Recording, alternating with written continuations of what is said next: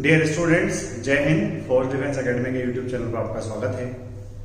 अभी समाज में एक चर्चा चल रही है कि क्या 12th का एग्जाम लेना इतना जरूरी था, क्या इस एग्जाम को टाला नहीं जा सकता था, क्या बच्चों को जनरल प्रमोशन नहीं दिया जा सकता था। बच्चों, तमाम जगह अलग अलग बातें हो रही है और अलग अलग बातें अलग अलग हिसाब से जायज भी हो सकती है, किंतु 12th के एग्जाम का जो महत्व है उस महत्व को आज हम डिस्कस करते हैं कि इस एग्जाम का क्या महत्व है।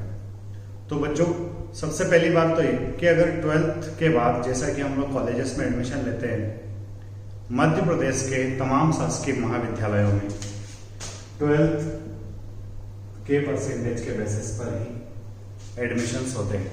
आप चाहे इंदौर के होलकर साइंस कॉलेज की बात करें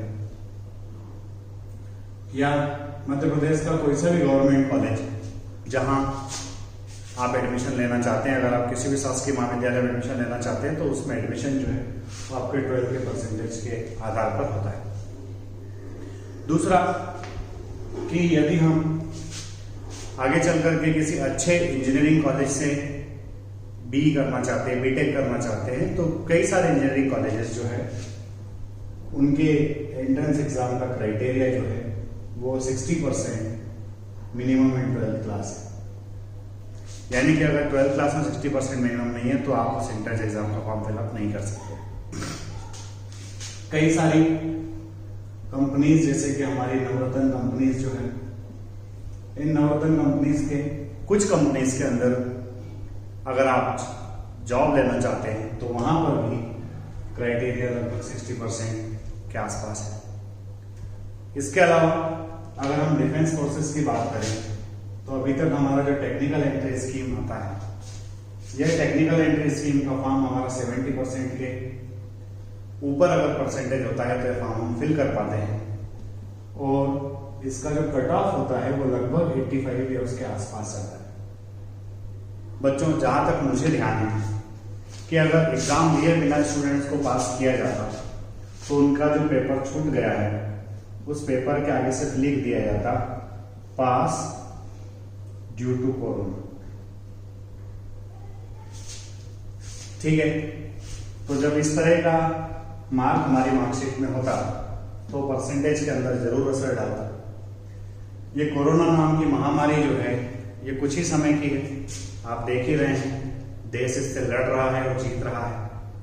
कुछ समय पश्चात ये कठिन दौर गुजर जाएगा, लोग कोरोना को भूल जाएंगे, पर हमारे हाथ में हमारी 12th की मार्कशीट जिंदगी भर हमारे साथ रहने वाली है। चूंकि ये हमारे करियर की बेस लाइन है, इसलिए एग्जाम देना हमारे हित में है और जब एग्जाम दे ही रहे हैं तो क्यों ना अच्छी तैयारी करके दिया जाए। अगर अच्छी तैयारी करके एग्जाम देंगे तो अच्छे मार्क्स भी आएंगे। आप बिल्कुल चिंता ना कीजिए कि परसेंटेज बहुत अच्छा होना ही आवश्यक है। देखिए, पढ़ रहे हैं, अगर अच्छे मार्क्स आते हैं तो इससे अच्छी बात क्या हो सकती है। अच्छी पढ़ाई करेंगे तो अच्छे परसेंटेज आएंगे और जब अच्छा परसेंटेज आएगा तो इससे अच्छी कोई बात नहीं है। पर तमाम बच्चे अच्छा परसेंटेज स्कोर नहीं कर पाते, कुछ बच्चों की पढ़ाई कहीं ना कहीं कमजोर रह जाती है। तो बच्चों, सिर्फ परसेंटेज ही जीवन का आधार नहीं है। अगर बच्चा अपने पारिवारिक रोजगार को आगे बढ़ाना चाहता है तो उसके लिए 12th के परसेंटेज बहुत ज्यादा मायने नहीं रखते। अगर व्यक्ति के अंदर खुद की कुछ स्किल्स हैं, अगर वो स्किल्ड है और स्किल्ड के साथ उसको थोड़ा एक्सपीरियंस भी है तो फिर उसको 12th के परसेंटेज का कोई इंपॉर्टेंस नहीं है। और बच्चों, अगर आप गवर्नमेंट एग्जाम्स की तैयारी करना चाहते हैं, अधिकतर गवर्नमेंट एग्जाम्स के दौरान, अधिकतर गवर्नमेंट एग्जाम्स के अंदर सिर्फ जो 12th बेस्ट होती है उनमें 12th पास मांगा जाता है। तो यहाँ पर भी हमको 12th के परसेंटेज की रिक्वायरमेंट नहीं है। पर मेरा ऐसा मानना है कि अगर अच्छे मार्क्स आएंगे तो ज़्यादा अच्छी बात है। बच्चों, एग्जाम हमको देना है और अच्छे से देना है। अब हम थोड़ी सी बात आगे कर लेते हैं कि अभी हमारा टाइम टेबल, कुछ दिन पहले हमारा टाइम टेबल रिलीज हुआ था और उसके बाद इस टाइम टेबल में थोड़ा सा चेंजेस भी हुए। मेरे नॉलेज के अनुसार अब पहले केमिस्ट्री होगा, और उसके बाद फिर मैथमेटिक्स। मैं एग्जाम्पल के तौर पर ले रहा हूँ।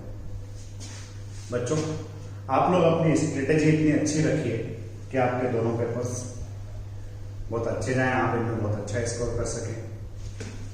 शायद 9 जून को आपका केमिस्ट्री का पेपर है। आप अभी से तैयारी कीजिए। अभी भी हमारे पास में 11 से 12 दिन का समय है।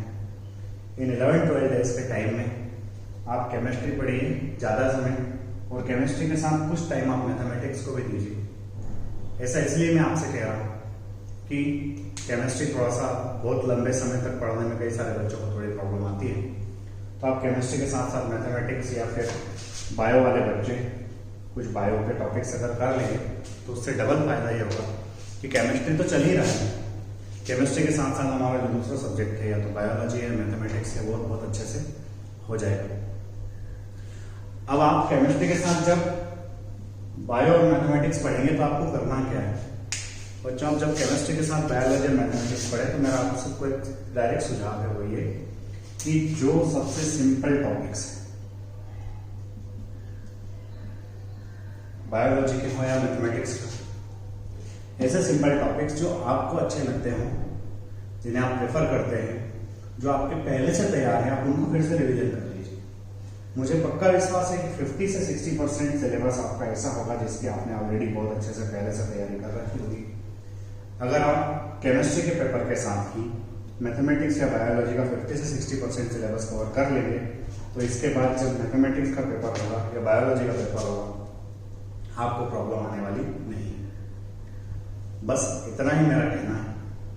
अच्छे से एग्जाम दीजिए, तैयारी करके एग्जाम दीजिए और हम लोगों को अच्छे मार्क्स आएंगे। और अगर अच्छे मार्क्स नहीं भी आते हैं तो परेशान होने की जरूरत नहीं। सिर्फ मार्क्स ये जीवन का आधार नहीं है। हाँ, ये मार्क्स जीवन को एक अच्छी गति दे सकते हैं, पर सिर्फ अच्छे मार्क्स होंगे तो ही जीवन अच्छा होगा ऐसा जरूरी नहीं है।